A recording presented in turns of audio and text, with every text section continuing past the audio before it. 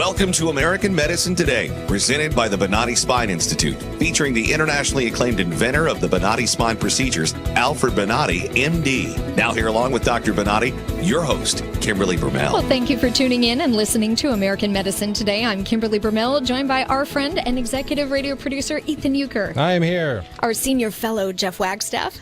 I notice I'm just the senior fellow. I'm not the Our friend.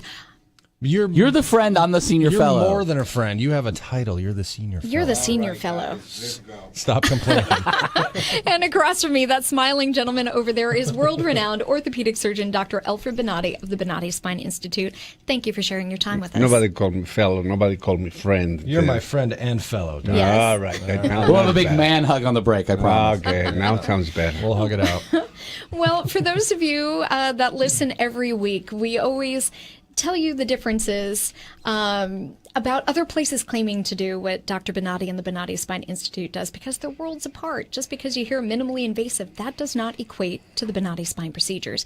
That gentleman over there, he was the one that set out on a path. He broke from those typical textbook teachings and got away from invasive open spine surgery. But even more so than that, people started to hear about this minimally invasive and what he did and the true relief he brought to his patients, and they tried to jump on the bandwagon. Only problem was, they weren't able to duplicate his patented methods and instrumentation, nor could they equal his successful results. We have a 98.75% patient-reported satisfaction rate, and that is worlds apart from anything else you find on the market. Well, in any industry, there's always somebody comes out with something just so fantastic, everybody wants to jump onto Right. it. You know, look at Apple, look at all the products that Steve Jobs came out with, Right. and everybody was like, "Oh my God, we got to do ketchup," and then they try to jump on, it, and it's never as good as the original. Well, that's it. You can't lead from behind.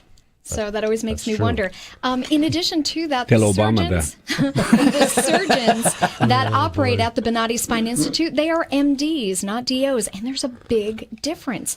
DOs have their place in medicine, but when it comes to the specialty, especially of spine surgery, where you could become paralyzed, you want an MD that underwent the hardest curriculum possible to be the ones that operate on you. And I am proud to state that those that operate at the Bonati Spine Institute are all MDs.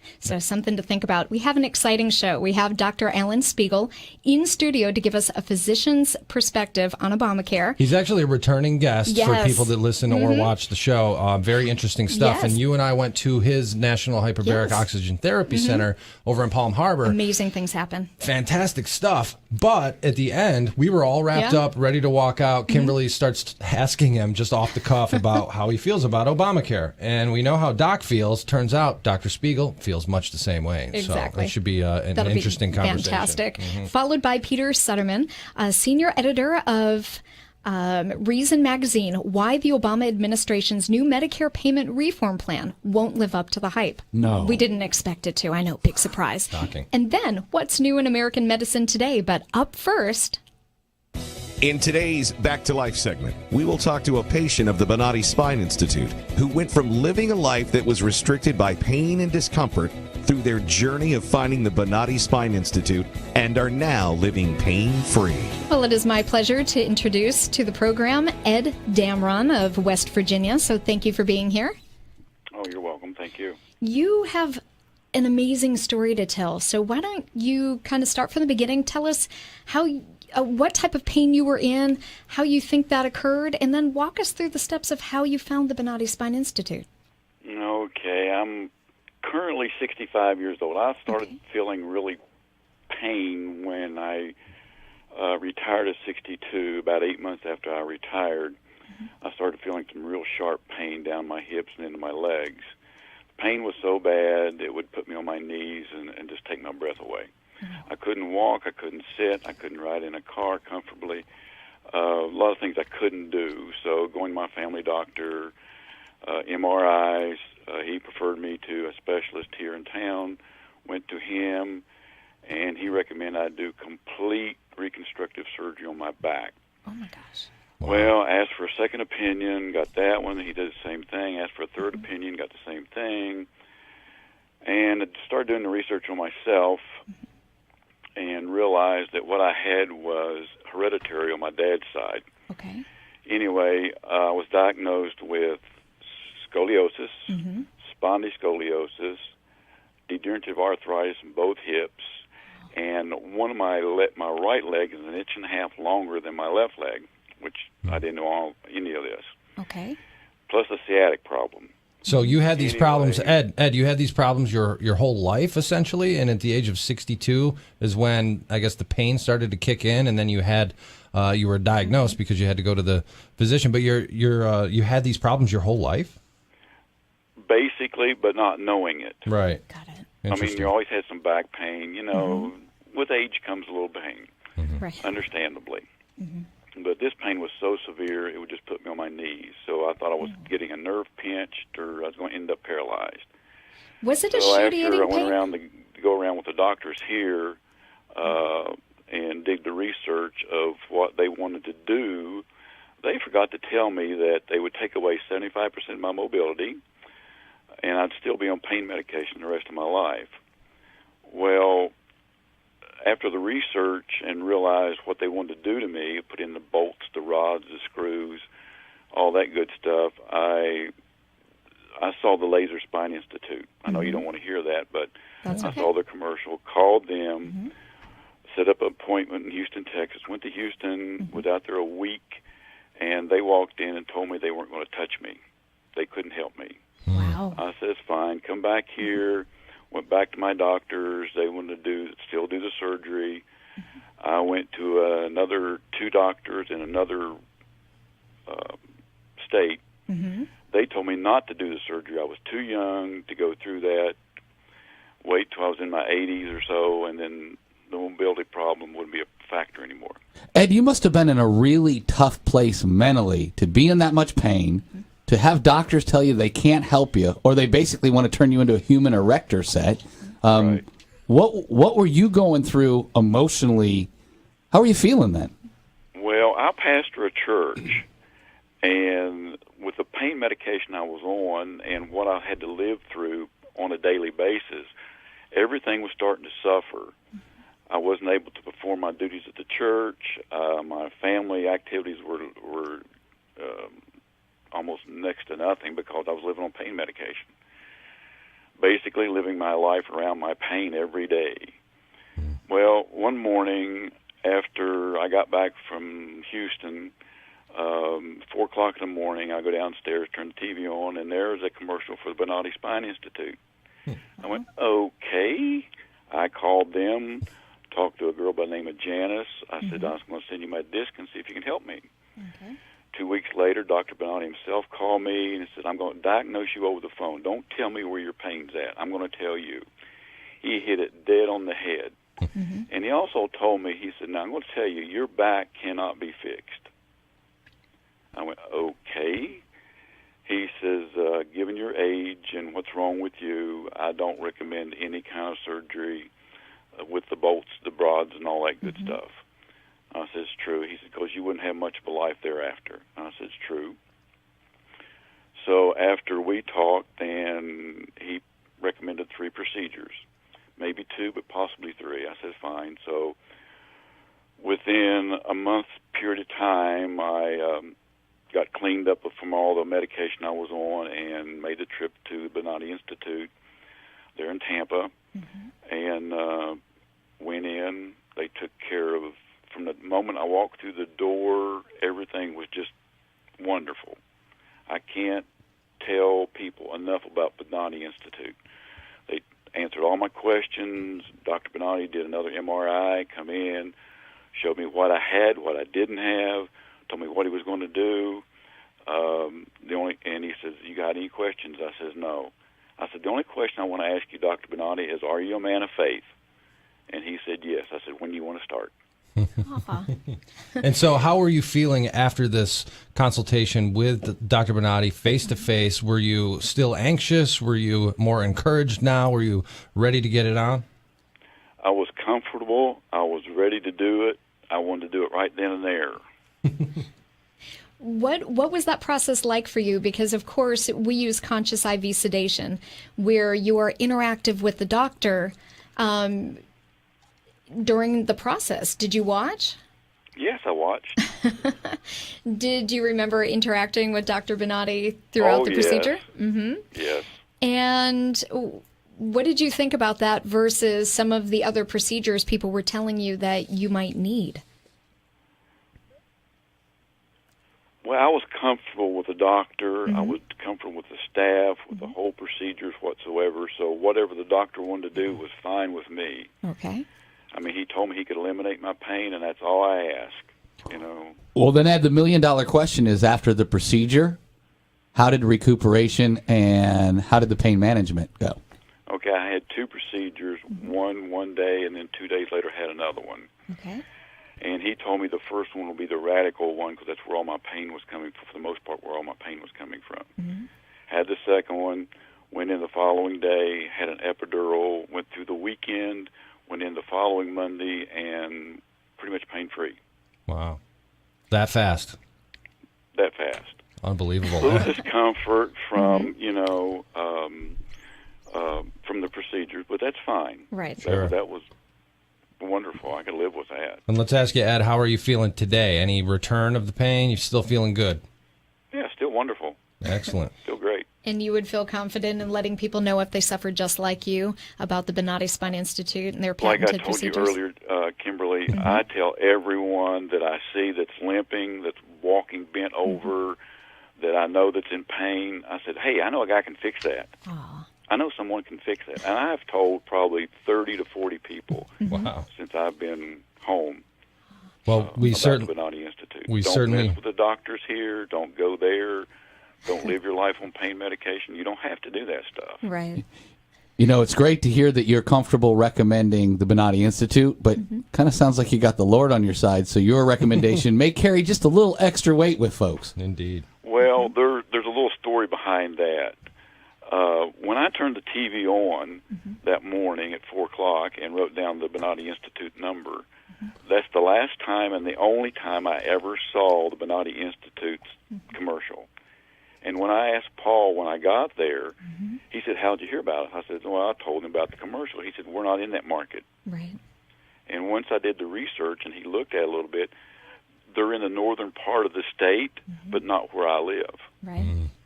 So I look at it as, okay, God, you can put that commercial in there just for me because I've never seen it again. Wow. And I look for it. Cool story. Thanks for sharing. We Ed. are very thankful that you found your way to the Bonati Spine Institute. And Dr. Bonati is in studio right now. He's shaking his head because he always is very humble. But if there's anything that you wanted to say to him, now would be your Doc, time. I can't thank you enough. Well, the only thing that I want to go and play golf or football and just enjoy it. Yeah, your nurse told me not to play football or shovel snow for a while, and that's been good. All right. All right, Ed. Well, we appreciate you joining us on American Medicine Today, and continued good health, sir. Anytime. Anything I can say about the Bonati or do for the Bonati Institute, don't be afraid to call me. Thank you Will very Thank much, you Ed. again. Appreciate it. Have a good day. All right. Aw. Another good story. Stories like that we hear all the time. Thank you, Ed, for sharing your story with us. If you are suffering like Ed did, if you have headaches, RSD, neck, back, or sciatic pain, reach out to the Bonati Spine Institute, 855-267-0483, or visit Bonati.com. Coming up after the break, we have Dr. Alan Spiegel from the National Hyperbaric Oxygen Center in Palm Harbor, Florida, going to talk about Obamacare and give his physician's perspective. Coming up next. Revolutionary in his field, Dr. Bonati created, perfected, and patented the Bonati spine procedures. Using his genius, Bonati invented precise tools necessary to minimize surgery, scarring, anesthesia, and recovery.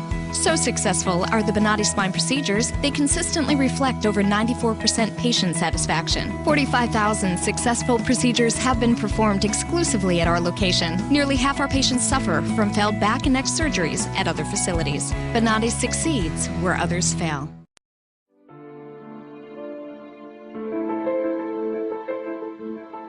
This is the first time that I am pain-free after 18 years. And it's just wonderful. I love it. Phenomenal results. No pain whatsoever. My pain is virtually gone. Nothing short of a miracle. Those surgeries gave me my life back. Already I feel like a new person. I'm going home new. I can chase my grandbaby now. I can garden, I can cook, and I'm really thrilled. The outcome's been remarkable. I feel 100% better. It's like a miracle. It was phenomenal. It literally did change my life. I was in a wheelchair at that time, and I left here walking. Every single pain that I had when I came here is gone. I'm ready to go home and feel great. This place is great. Thank you. Everything that they said they would do, they have done, and I'm very, very satisfied and happy with those results. I knew in surgery, in fact I told the surgeon when he relieved the pain off the nerve. The pain is gone. I'm feeling wonderful. I have no pain. I feel better than I felt in 4 years from the surgery. It was almost immediate relief. Today I am totally pain-free, which is just amazing. It's fantastic. It definitely works. I mean, I really don't know what else to tell you. I'm happy.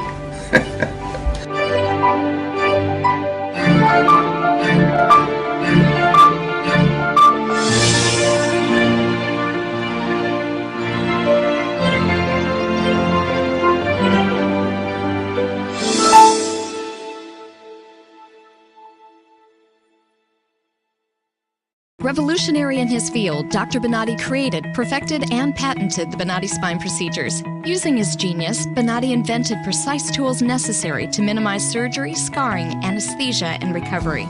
So successful are the Bonati spine procedures, they consistently reflect over 94% patient satisfaction. 45,000 successful procedures have been performed exclusively at our location. Nearly half our patients suffer from failed back and neck surgeries at other facilities. Bonati succeeds where others fail. You're listening to American Medicine Today, presented by the Bonati Spine Institute, featuring the internationally acclaimed inventor of the Bonati spine procedures, Alfred Bonati, MD. Once again, here are Dr. Bonati and your host, Kimberly Brumell. You're listening to American Medicine Today. I'm Kimberly Brumell, joined by our executive producer, Ethan Euchre. I'm here. And we have world-renowned orthopedic surgeon, Dr. Alfred Bonati of the Bonati Spine Institute. Hello. And next to us, we have our in-studio guest, Dr. Alan Spiegel, neurologist who treats patients with hyperbaric oxygen therapy in Florida at the National Hyperbaric Oxygen Therapy Center in Palm Harbor. And I think we can call him a friend of the show now, too, because it's the second or third time he's been on. So how you doing, Doc? Very good. How are you today? Excellent. Good to see you. Now, we mentioned prior to coming in that we, like I said, had you on the show before. First, I think on radio. Yes. Then it was such a cool thing. We decided to go and do a TV shoot at your center. Got to talk to some of the patients and all the things that you do with remarkable work with HBOT over there, and it was pretty impressive. And just sort of off the cuff as we're leaving, Kimberly decides to ask your thoughts on Obamacare, which she tends to do with most of the guests that we have on, knowing how fired up Doc gets about it, and you got pretty passionate. So we thought, you know what, let's have you back in and talk about it. So what is kind of your stance, your physician's perspective on the Affordable Care Act? Unfortunately, I find that a good deal of the patients that are on Obamacare are not getting what they sign up for. They come in with an $8,000 to $10,000 deductible. They're given a restricted number of visits. They can see a physician. An example, earlier this year I saw a young man who had been to 2 or 3 other physicians prior to seeing me, each other physician, not knowing what direction to do to treat this gentleman. And by the time he got to see me, I was his 4th visit. And I knew what to do and knew how to treat him, but then again, that was my last visit with him I was allowed to have. Wow, no kidding. What is that like for you when you see that? Because obviously, if you're treating somebody and trying to come up with a game plan on treatment, and then all of a sudden you're taken out of the equation. Well, it's frustrating. I mean, years ago, you used to be able to evaluate a patient, treat a patient, and you didn't have to worry about insurance. What it was just, you knew what you had to do. Right. Now, our hands are tied. There's restriction on what we can do, can't do, much more hoops to jump through to give the care that normally and in the past has been very readily available. But you think it's to the detriment of the patient, obviously. Yes, very much so. Well, that is the direction of the federal government right now. The idea is to do, if you really remember, there are 23 words that they were placed on a mandate on the section 1311 that nobody really knows. This is not for the doctors to know. This is not for the public to know. But this mandate removes practically the responsibility of the physician to treat the patients, and it's the government who mandate how this treatment should be delivered. The people don't really understand the problem. They think it's a very funny way to create a healthcare that is free healthcare. Recently, they start to know that it's nothing free, and the worst part of it is that they ruin around 20 million people that they have insurance before. Now they are scattering all over trying to get insurance, and they're getting this crap of Obamacare. Not only is costing them more money, it's costing me also a less quality of medicine. The physicians are not being able to protect the patients because they cannot see these patients. So these patients are going from one doctor to another one that is telling them we don't receive Obamacare. In the last 2 years, the percentage of physicians that they abandon Medicare and Medicaid is around 30% of the doctors that they were before in healthcare, that they were serving Medicare or Medicaid. Now the problem with this is we have an institution that is going to be a double tear. It's going to be rich people are going to have a decent insurance, and not middle class and the lower middle class are going to receive a horrendous bad health care. I just learned in the news yesterday that in New York they are now approving the fact that they can do abortions. And these abortions are now raising up the age that when the abortion can be performed. This is nothing more than a control of population. There are two groups that the Obamacare doesn't need. Doesn't need the children because they are not productive, and doesn't need the 65 years old and older because they're not productive either. And that is why Obamacare is a disaster for the nation, because we're going to lose the pediatric care and we're going to lose the elderly. So, Dr. Spiegel, you can either elaborate on that, or why do you think it is that there aren't enough doctors like yourself or Dr. Bonati that are so verbal about their displeasure with Obamacare, or at least not what the mainstream media is portraying? I'm just a verbal person, and the gentleman I spoke to earlier on prior interviews have seen my passion of and frustration of what's coming down the line now.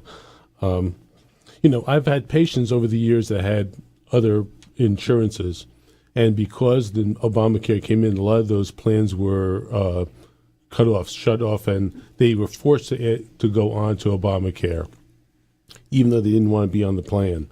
So they're getting fewer. They're getting more restriction on what they can have and what they can do. So the number of people who the government says are on Obamacare now is actually it's a fictitious number. It's not the people who had no insurance before who now have insurance.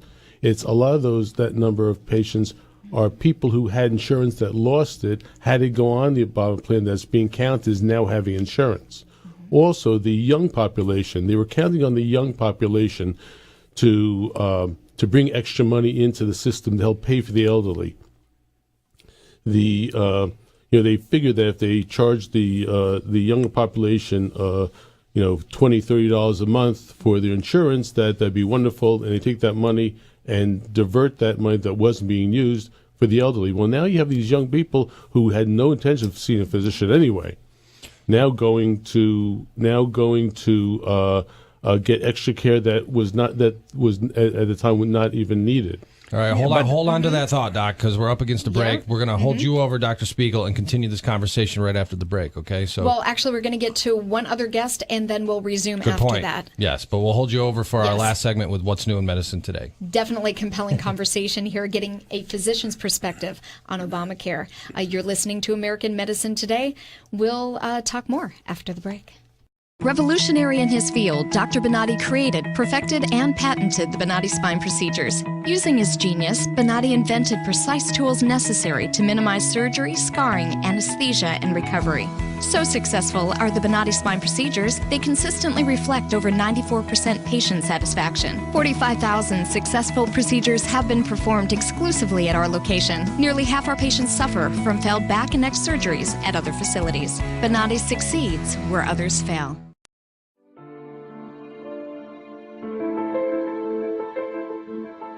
This is the first time that I am pain-free after 18 years. And it's just wonderful. I love it. Phenomenal results. No pain whatsoever. My pain is virtually gone. Nothing short of a miracle. Those surgeries gave me my life back. Already, I feel like a new person. I'm going home new. I can chase my grandbaby now. I can garden. I can cook. And I'm really thrilled. The outcome's been remarkable. I feel 100% better. It's like a miracle. It was phenomenal. It literally did change my life. I was in a wheelchair at that time, and I left here walking. Every single pain that I had when I came here is gone. I'm ready to go home and feel great. This place is great. Thank you. Everything that they said they would do, they have done, and I'm very, very satisfied and happy with those results. I knew in surgery, in fact, I told the surgeon when he relieved the pain off the nerve. The pain is gone. I'm feeling wonderful. I have no pain. I feel better than I felt in 4 years from the surgery. It was almost immediate relief. Today I am totally pain-free, which is just amazing. It's fantastic. It definitely works. I mean, I really don't know what else to tell you. I'm happy.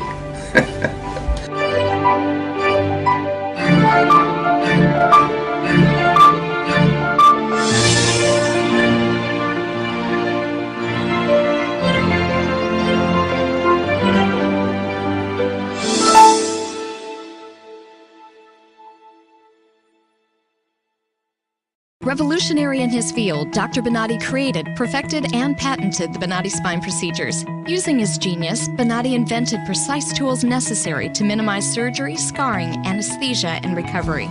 So successful are the Bonati spine procedures, they consistently reflect over 94% patient satisfaction. 45,000 successful procedures have been performed exclusively at our location. Nearly half our patients suffer from failed back and neck surgeries at other facilities. Bonati succeeds where others fail. You're listening to American Medicine Today, presented by the Bonati Spine Institute, featuring the internationally acclaimed inventor of the Bonati spine procedures, Alfred Bonati, MD. Once again, here are Dr. Bonati and your host, Kimberly Brumell. Thanks for listening to American Medicine Today. I'm Kimberly Brumell with our friend Ethan Euchre. Here I am. Also our friend and senior fellow Jeff Wagstaff. So I harassed her a little. Now I'm a Now friend. you're the friend. That's right. You always were. I thought that went without saying. And across from me, we have world-renowned orthopedic surgeon, Dr. Alfred Bonati of the Bonati Spine Institute. Hello. Nice. All right. And on the line, we have Peter Suderman. Okay. Senior editor of Reason Magazine. And Peter's on to discuss why the Obama administration's new Medicare payment reform plan will not live up to the hype. How you doing, Peter? I can't I'm say doing I'm well. surprised. Thanks for having me on the show. So we saw a blog that you had up on Reason.com all about this new Obama administration Medicare payment plan and how it's supposed to be some big thing. But to me, and the more I read up on about it, what is the supposed advantage supposed to be of switching from a fee-for-service model to other methods that actually reward healthcare providers for cutting costs and rationing care? That doesn't seem to make any sense to me. Not at all. So the argument here is that fee-for-service, the traditional Medicare fee-for-service payment programs, which pays doctors based on individual services, basically paying them for each thing that they do, and then each of those things are defined by Medicare, that it creates bad incentives for doctors to overtreat people, to do too many things. Because if you're paid based on how many things you do, then you do more of them and you get paid more. Mm-hmm. And the argument is that this is bad for taxpayers who are funding Medicare, and it's also bad for patients who are getting more treatment than they need. And so the goal here, for the people who support this plan anyway, the goal here is to change this system to one that pays for quality and pays for performance and tries to manage how doctors treat patients a little bit better through better incentives in the payment system. Such as? So rather than paying on a fee-for-service basis, they want to often pay on case bases. They want to do quality measurements for organizations or for individual providers. The problem with this, I think, is that there are a bunch of problems. One is that the plan here that we've heard so far is not really a plan. It's more of a plan to develop a plan. If you read the coverage, if you looked at what the Obama administration was saying when they announced this a few weeks ago, what they were saying was not that we have a system in mind, but that we are going to explore possibilities for systems. Mm-hmm. Another problem, though, is that whatever they end up coming up with, it's probably going to be something we've done before. And if you look at the history, the track record of these sorts of pay-for-performance plans, it's just not very good. At best, you get small improvements in some cases, some limited instances, but often in probably the majority of the cases, when you try to scale up even the successful programs and use them on a wider basis, what happens is that it proves very, very difficult to do because something that works in one place with one group of providers and one patient population doesn't necessarily work everywhere else. And that's even for the successful programs. And a lot of the programs are not very successful to begin with because it's simply very hard to define what quality is. And even if you have fairly stringent, payment incentives, fairly strong payment incentives, what a lot of the studies have found is that it's also extremely difficult to get doctors to change their behavior. Okay, I see on here, I don't mean to interrupt, but one of the bullet points, the recovery audit contractor only gets paid when it overturns a medical decision. That's frightening. Is that not an incentive to divert medical care? And then the other just seems totally unlawful about how it's going to deny Medicare patients who presently have had normal access to medical procedures, drugs, and hospital care.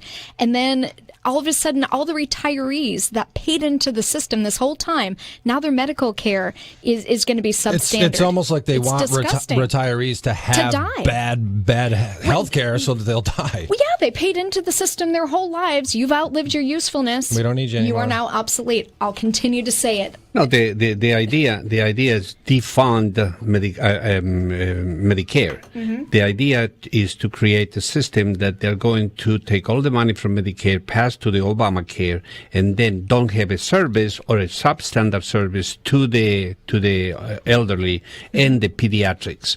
So that is the concept. The concept is the elderly has no value, the children has no value, the people in the middle who produce or works is the one in value, so they are going to defer that treatment.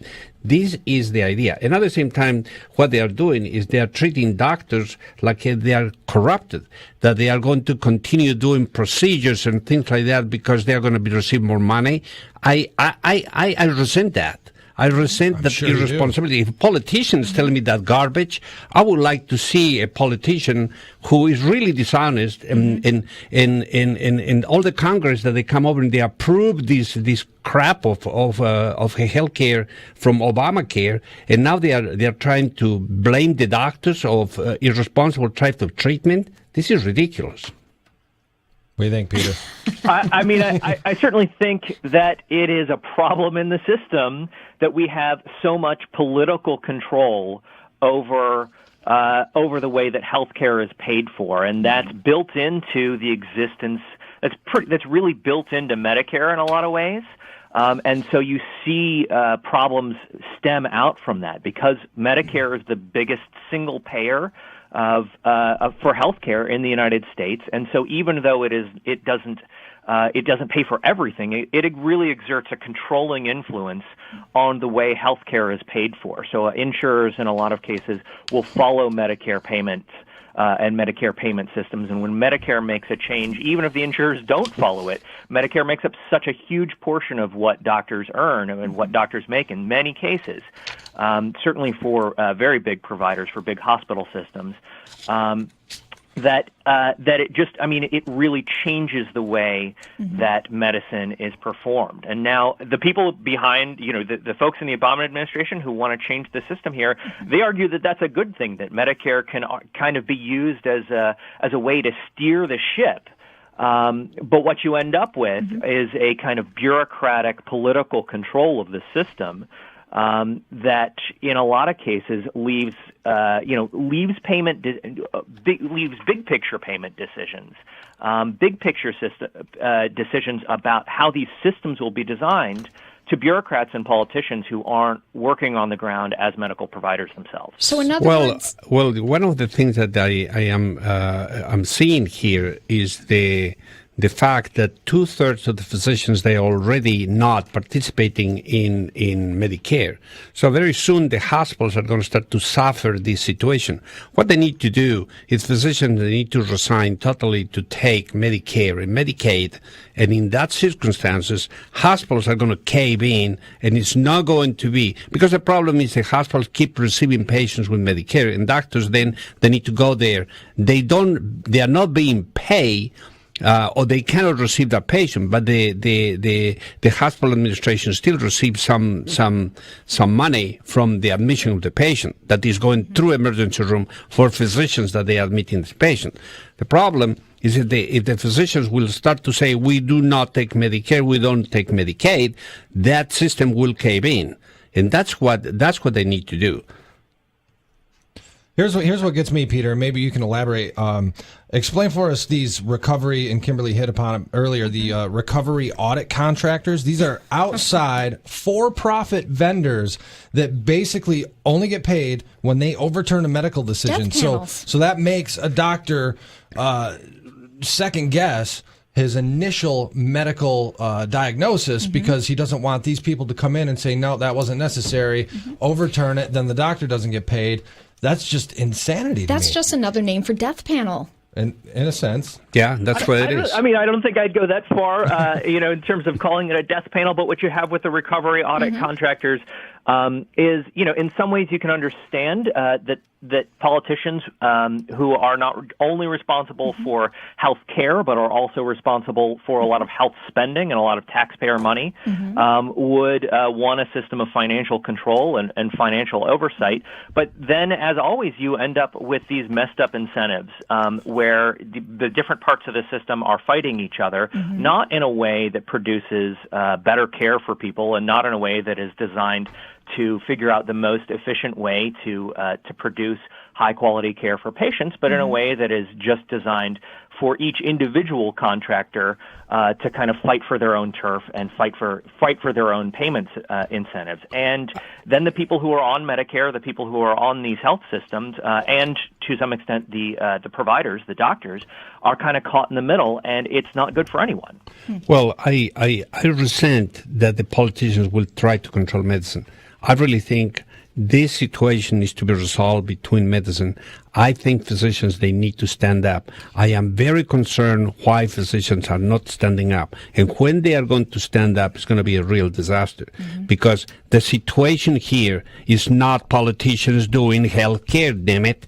It's doctors doing health care. And once for all, we need to stop making the politicians physicians. They need to go to medical school if they want to do that. Exactly.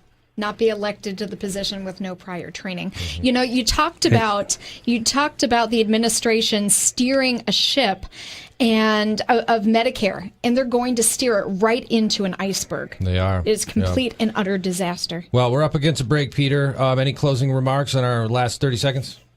I would say that even if, for the folks who think that this is well-intentioned, look at the history of these efforts, and if you just look at them quantitatively, it's very unlikely that they will work, especially if what we end up doing is expanding on the previous systems. If they just haven't worked in the past, even if you think they're a good idea in principle. All right. This is typical of any socialistic society. They never work. They destroy the healthcare, and at the same time they destroy the physician. Then mediocre physicians are being toasted on the market in the future. All right, Peter. Well, we're out of time. Peter Suderman, senior editor, Reason Magazine. You can get more at reason.com. Appreciate you joining us, sir. Thank you for having me. Have a Take good Thank care. you, Pete. Well, All right. you're listening to American Medicine Today. Coming up after the break, we have Dr. Spiegel in studios. So they're still discussing a physician's perspective on Obamacare. So we'll hear more. Make sure you stay tuned. Catch you after the break. Revolutionary in his field, Dr. Bonatti created, perfected, and patented the Bonatti spine procedures. Using his genius, Bonatti invented precise tools necessary to minimize surgery, scarring, anesthesia, and recovery. So successful are the Bonatti spine procedures, they consistently reflect over 94% patient satisfaction. 45,000 successful procedures have been performed exclusively at our location. Nearly half our patients suffer from failed back and neck surgeries at other facilities. Bonatti succeeds where others fail.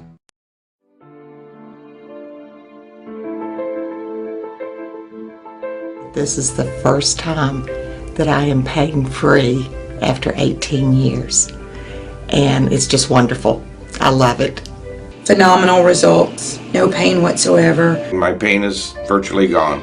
Nothing short of a miracle. Those surgeries gave me my life back. Already, I feel like a new person. I'm going home new. I can chase my grandbaby now. I can garden. I can cook. And I'm really thrilled. The outcome's been remarkable. I feel 100% better. It's like a miracle. It was phenomenal. It literally did change my life. I was in a wheelchair at that time, and I left here walking. Every single pain that I had when I came here is gone. I'm ready to go home and feel great. This place is great. Thank you. Everything that they said they would do, they have done, and I'm very, very satisfied and happy with those results. I knew in surgery, in fact, I told the surgeon when he relieved the pain off the nerve. The pain is gone. I'm feeling wonderful. I have no pain. I feel better than I felt in 4 years from the surgery. It was almost immediate relief. Today I am totally pain-free, which is just amazing. It's fantastic. It definitely works. I mean, I really don't know what else to tell you. I'm happy.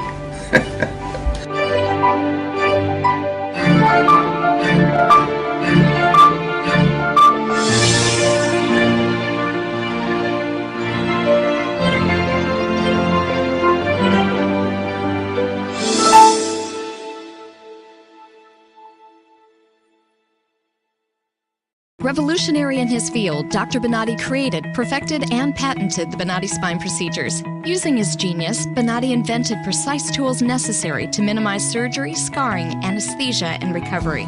So successful are the Bonatti spine procedures, they consistently reflect over 94% patient satisfaction. 45,000 successful procedures have been performed exclusively at our location. Nearly half our patients suffer from failed back and neck surgeries at other facilities. Bonatti succeeds where others fail.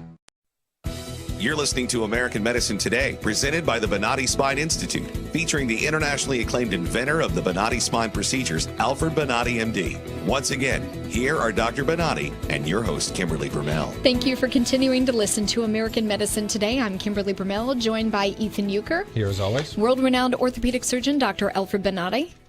And our in-studio guest, Dr. Alan Spiegel. Now, before the break, we had Dr. Alan Spiegel on of the Florida National Hyperbaric Oxygen Therapy Center in Palm Harbor, Florida. He's been a previous guest, and he was giving his physician's perspective on Obamacare. But we have the radio and the TV program, and we have a comment line, 727-495-5222, and we want to take one of the calls. Yeah, we always encourage people to call, especially when they have, obviously, comments about what is said, good or bad. We'll take the negative, too. But Tom from Sarasota had a call and a comment that I thought pertained to the situation here. Yes, my name is Tom in beautiful Sarasota, Florida, and this doctor is dead on, Dr. Bonatti, and he's right. Other doctors are, I'll just say it, they're chickens to come out and admit the truth, and they hide behind it because they're like a politician. They don't want to voice their opinion because they're afraid to, because something will happen to their business or they'll lose business. They live in fear, and there's no way to live your life in fear. The Obama plan should be unconstitutional. There's no way we should have Obama plan. There shouldn't be any plan under a president like that. Totally unconstitutional. Just love what this doctor said. Yes, we need help from every doctor around us. Thank you. Perfect segue into... Let's look at what's new in medicine today, featuring Alfred Bonati, MD. Any thoughts on that call? Tom from Sarasota, Doc? Well, I think I appreciate the call. The population is start to wake up, and I think this is going to be a revolt, because if you affect my life and you suddenly start to compromise my health, then I'm not going to tolerate it. And the tragedy on this situation is that the mothers don't understand that the children are not going to have a proper health care for the children because they are not a productive part of the society. So they need to go to battle illnesses in situations by themselves or working like the people in Europe that they do the best that they can. But the worst part of it is we are also an aging population in the country, and the people that they are 65 and older is other group that doesn't have either a need for Obamacare. So they're going to be abandoned also. So when you need a heart transplant, you're not going to have that. When you need a total hip replacement, oh my God, you're not going to have that. When you have a knee replacement, they're going to say, well, you are in the list. And the list is for years, so you're going to be abandoned. Do not take this as a joke. Do not take this as, oh, Bonati is just scaring us. Go ahead and do your research. Look what happened in Europe. When you have a European individual who needs to have a hip replacement, you even don't believe it. They come to America. That's where they have the procedures. The technology that we have in this country is amazing. The physicians are incredibly trained. You have an incredible group of people in this country that can serve you. Do not mess with the group. Do not abandon the group. The problem that we have now with this Obamacare gives the federal government the complete control. And the problem is that that control is going to create on us a disaster for the future. What do you think, Doc? I agree. It's a shame that in the years past, physicians used to be able to make the judgment as to treating their patients as they felt the need that was best for the patient. Now we're having other entities enter into the decision-making process and who can get what treatment and when they can get the treatment, etc. I've had patients that came to me from other countries, Canada, Europe, and they told me before Obamacare started, don't let them go through this. Do whatever you can to stop, because we know what's going to happen. Because in the other countries where there is restriction in care, that was detrimental to their health care, and that's where they used to come to the United States for care. Absolutely, yeah. I agree with that. Do you think it was detrimental at all that when Obamacare was being implemented, they used the AMA to be representative of the surgeons in the country? AMA is a very poor representation of the physicians. It's around 16% of physicians, and they are almost 90%. They are individuals of family care. Family care is not really affected because they make $10, $15 per visit per patient, and they have 2 or 3 or 4 nurse practitioners who really deliver the care. The doctors on the back making decisions that they are totally different. So that doesn't really affect. And this is what Obama wants. Right. He wants practically that the physician assistants will take care of the population. What do you think? I agree totally. I believe that the people who wrote the law itself were not people in the trenches of treating the patients like you and I. They're people who are university people, people who are not treating patients on a day-to-day basis. They're Academics. The academics. And that's the problem. When an academic looks at the situation, he doesn't know how, when a physician sees numerous people over the course of a day, how it impacts with each individual patient. I can see, 30 patients in a day, and each one has their own individual problem or process I have to go through, and I have to be worried with the insurance what they can have, what they can't have. In academic, it's not that way. As a matter of fact, I don't remember if it was it Harvard or Yale that they used the experts from those institutions to determine to make the plans for Obamacare. And when it was Harvard. That's Harvard, that's where Gruber was from. Was Harvard? Yeah. Well, what do they know? Well, exactly. Well, a lot smarter than me, but what do they know? But this is what happened with all the elites. Well, when they instituted the Obama plan in the university system there, they didn't like it. They didn't like it. Right. Yeah. So these are the people who developed the plan that's going to affect us all for I don't know how long, for the rest of our lives. Yeah. Hopefully not. And the and they don't like it, and they're the ones who designed this whole process. Exactly. Well, look at the comment that Emmanuel did.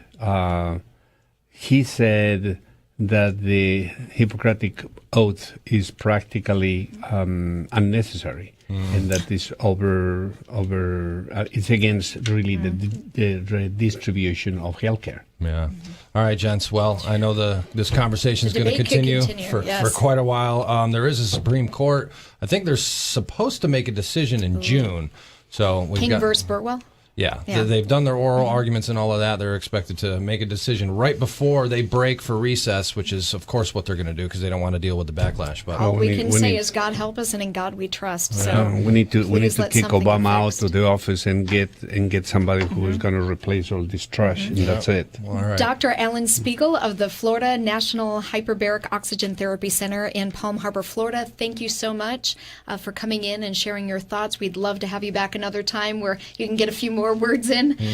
Your HBOT oxygen therapy working wonders on people with strokes, blind, what was it, like macular degeneration, all different ailments. Amazing things happen. Thanks again for joining us. Well, thank you. And let me add something. This is a chronic. I don't have time. You don't. I'm sorry. Sorry, we have Peter Sutterman coming up next, senior editor of, actually, no, we don't. We are done. We're to talk to him. Oh, well, that about wraps up our program for this week. Make sure you tune in to WFTS ABC 28, 7 p.m. and check your local listings both Saturday and Sunday on Bloomberg. You don't have time either. We're done. Bye-bye. Revolutionary in his field, Dr. Bonati created, perfected, and patented the Bonati spine procedures. Using his genius, Bonati invented precise tools necessary to minimize surgery, scarring, anesthesia, and recovery. So successful are the Bonati spine procedures, they consistently reflect over 94% patient satisfaction. 45,000 successful procedures have been performed exclusively at our location. Nearly half our patients suffer from failed back and neck surgeries at other facilities. Bonati succeeds where others fail.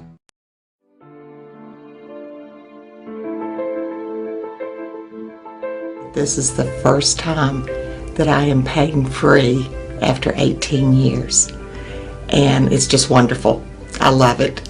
Phenomenal results. No pain whatsoever. My pain is virtually gone. Nothing short of a miracle.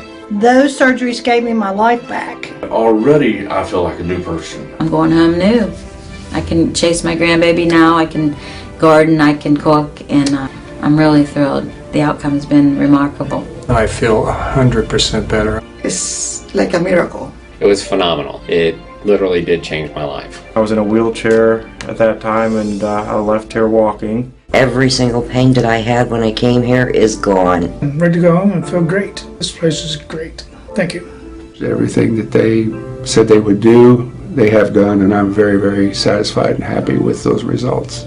I knew in surgery, in fact, I told the surgeon when he relieved the pain off the nerve. The pain is gone. I'm feeling wonderful. I have no pain. I feel better than I felt in 4 years from the surgery. It was almost immediate relief. Today I am totally pain-free, which is just amazing. It's fantastic. It definitely works. I mean, I really don't know what else to tell you. I'm happy.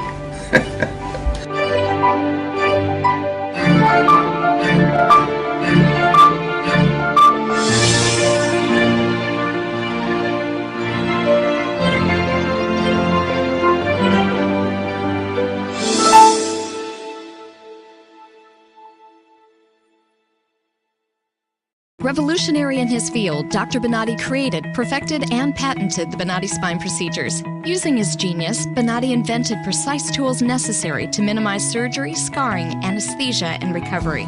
So successful are the Bonati spine procedures, they consistently reflect over 94% patient satisfaction. 45,000 successful procedures have been performed exclusively at our location. Nearly half our patients suffer from failed back and neck surgeries at other facilities. Bonati succeeds where others fail.